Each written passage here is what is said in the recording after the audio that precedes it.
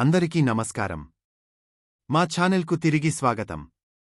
ఈ వీడియోలో కొత్త నిబంధనల ప్రకారం పదవీ విరమణ చేసిన ప్రభుత్వ ఉద్యోగులకు జీతాల పెంపు, డిఏ పెంపు లేదు. మీరు విన్నది నిజమేనా? ఇటీవల సోషల్ మీడియాలో మరియు కొన్ని మీడియా సంస్థలలో ఆందోళనకరమైన వార్తలు వ్యాపించాయి.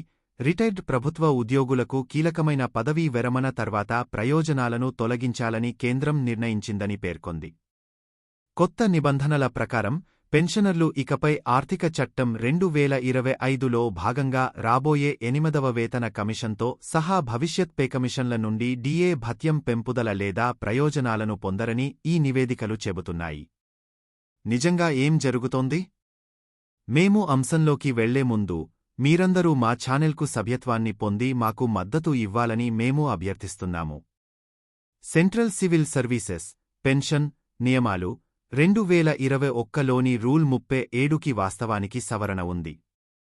పెన్షన్ మరియు పెన్షనర్ల సంక్షేమ శాఖ అనేక కీలక ప్రభుత్వ సంస్థలతో సంప్రదించి రూల్ 37(29) కి సవరణను ప్రవేశపెట్టింది. ఈ నియమం ప్రత్యేకంగా ప్రభుత్వ రంగ సంస్థ పిఎస్యు ఉద్యోగులను గతంలో ప్రభుత్వ సేవ నుండి తొలగించిన కేసును పరిష్కరిస్తుంది.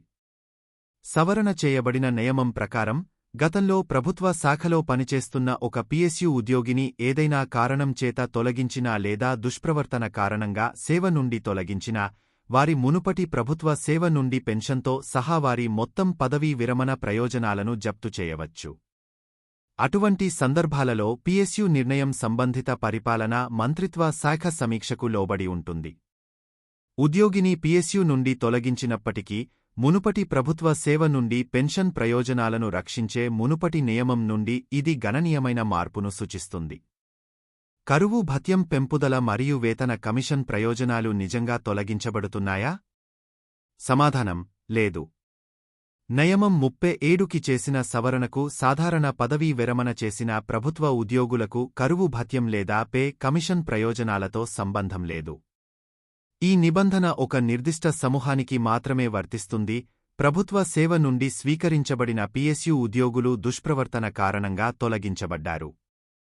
డిఏ పెంపుదల లేదా పదవీ విరమణ చేసిన ప్రభుత్వ ఉద్యోగులకు వేతన కమిషన్ ప్రయోజనాల తొలగింపు గురించి ప్రభుత్వం ఎటువంటి అధికారిక నోటిఫికేషన్ లేదా నిర్ధారణ జారీ చేయలేదని గమనించడం ముఖ్యం.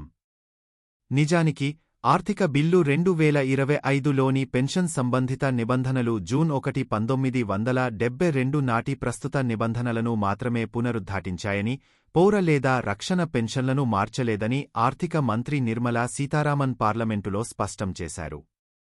పెన్షన్ పారిటీ మరియు భవిష్యత్తు ప్రయోజనాల గురించి ఏమిటి? 7వ కేంద్ర వేతన సంఘం సిపిసి ప్రవేశపెట్టిన పెన్షన్ పారిటీ చెక్కుచెదరకుండా ఉంటుందని పెన్షనర్ల సంక్షేమ శాఖ పేర్కొంది.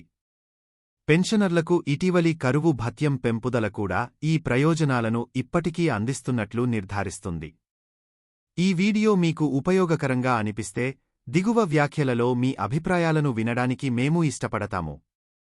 పెన్షనర్లు మరియు ఉద్యోగుల అన్ని విషయాలపై తాజాగా ఉండటానికి దయచేసి మా ఛానెల్ను లైక్ చేయండి, షేర్ చేయండి మరియు సబ్స్క్రైబ్ చేయండి. ఈ వీడియో చూసినందుకు ధన్యవాదాలు.